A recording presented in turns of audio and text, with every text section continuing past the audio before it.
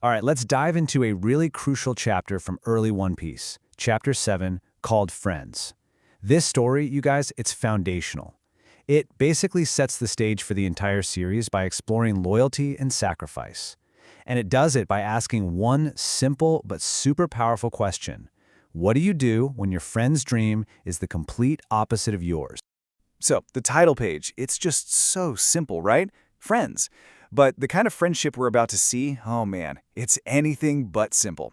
This is all about a bond that's forged between two people whose dreams are going to put them on an absolute collision course. One wants to be a pirate, and the other wants to be a marine. And that really gets us to the heart of it, doesn't it?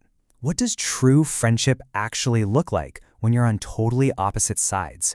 You know, when helping your friend chase their dream means you might have to let them go. Maybe forever.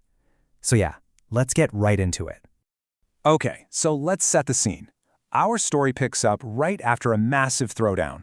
Our new pirate duo, Luffy and Zoro, have just taken down this totally corrupt marine tyrant, Captain Axehand Morgan. I mean, they've basically freed an entire town and its naval base from this guy's brutal grip. And you can just feel the relief jumping off the page. On one side, you've got the tyrant, totally defeated, just lying there. And on the other, the Marines who are forced to serve under him are just going wild. You can practically hear them screaming, "Banzai for the Navy, we're free. Morgan's reign of terror is over." This wasn't just a win for Luffy and Zoro, you know? It was freedom for absolutely everyone. So what's the first thing you do after a huge win like that? You eat, of course. Luffy and Zoro are finally getting to chow down on some real food, and the townspeople are so grateful. I mean, poor Zoro. Hadn't eaten for 9 days. He's just over the moon. It's this really nice, quiet moment, right before all the real drama kicks in. But right in the middle of this celebration, the real heart of the chapter starts to beat. The dreams of our two new friends, Luffy and Coby, are about to slam right into each other, and it's gonna create a pretty impossible situation. So, Luffy, he's got a full belly, he's got his first crewmate, and he makes this huge declaration with that classic, unshakable confidence we all love. He just points out to the sea and yells, "We're headed for the Grand Line." And you gotta understand, that's not just some random place. That's him saying, "I'm gonna be king of the pirates." But Coby, oh, he is terrified. He sees all the danger ahead. Sure, but it's more than that. He doesn't want to lose this friendship they've just built. He looks right at Luffy and says, and you can just feel the emotion here, "You're the first real friend I've ever had." Wow. I mean, that just tells you everything about how much Luffy has already changed his life. And boom, there it is, the central conflict. Luffy's dream, to become the king of the pirates. Coby's dream, to join the Navy and catch guys just like Luffy. And what's wild is that his dream was inspired by Luffy. Their paths are just completely incompatible. This is one of the very first times One Piece shows us that pirate versus marine isn't as simple as good versus evil. Nah, it's way more complicated than that. And just as that idea is sinking in, reality literally walks right through the door. This Navy lieutenant shows up representing the exact group Coby wants to join, and he thanks him for taking down Morgan, but then he drops the hammer. He tells them that no matter what they did, they're still pirates, and they have to get out of town.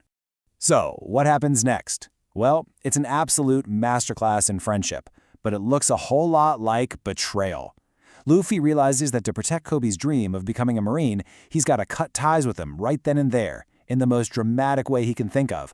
So with all the Marines watching, Luffy just starts shouting about Coby's secret. You know, how he used to be a cabin boy for the pirate Alvida. Just look at the absolute terror on Coby's face. You can practically hear him thinking, "No, Luffy, don't do this." He knows that if the Navy hears this, his dream is dead in the water. It's over.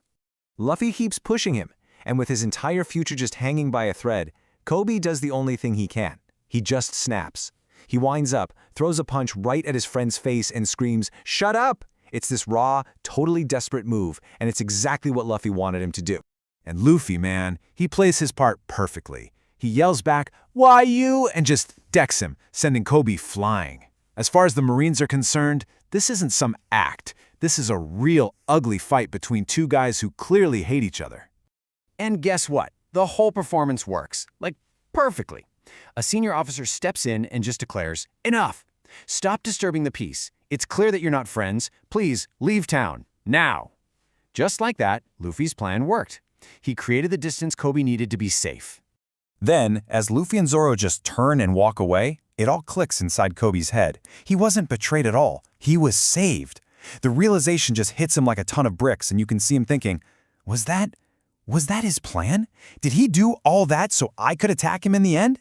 It was just this incredibly selfless, calculated act of true friendship. And that brings us to the final, absolutely unforgettable moments of this chapter. It's a goodbye that isn't really spoken with words. Instead, it's all about actions that say everything you need to know about respect, gratitude, and a bond that's just unbreakable. So totally inspired by what Luffy just did for him, Coby finds his courage. He stands up tall in front of all these Navy officers and just belts it out with everything he's got. I'm no pirate, I'm gonna be a Navy officer. In that one moment, he finally truly takes ownership of his dream. And as Luffy's little boat starts to pull away from the shore, Coby gives him the only farewell he can. It's a perfect, formal Navy salute. I mean, think about that. It's the highest sign of respect from a future Marine to a pirate, to his friend. And with tears just streaming down his face, he shouts, "Thank you very much, Captain Luffy. I'll never forget all you did for me." And Luffy? He doesn't even have to say anything back. That huge, ear-to-ear grin says absolutely everything. He got the message loud and clear. But he calls out anyway, making a promise across the water. "We'll meet again, Coby." It's just this perfect, unspoken understanding between two friends who are now heading down completely opposite paths. And then you get this final, powerful moment. The Marine lieutenant orders his whole platoon to return the salute. But they're not saluting the pirates. They're saluting Coby. Without one single gesture, Koby's conviction has earned their respect. He's in. He's accepted. He's on his way. And so, as Luffy and Zoro sail off towards the Grand Line, both he and Coby are officially starting their own epic journeys. Yeah, their paths are going to split, and who knows, they might even have to fight each other one day. But the only reason either of them are free to chase those dreams is because of a friendship that was built on sacrifice. So in the end, this chapter really defines friendship in a different way, right? It's not about always staying together. It's about being willing to sacrifice for each other's dreams. And it really leaves us all with a pretty powerful question to think about. How far would you go for a friend's dream, even if it meant having to let them go?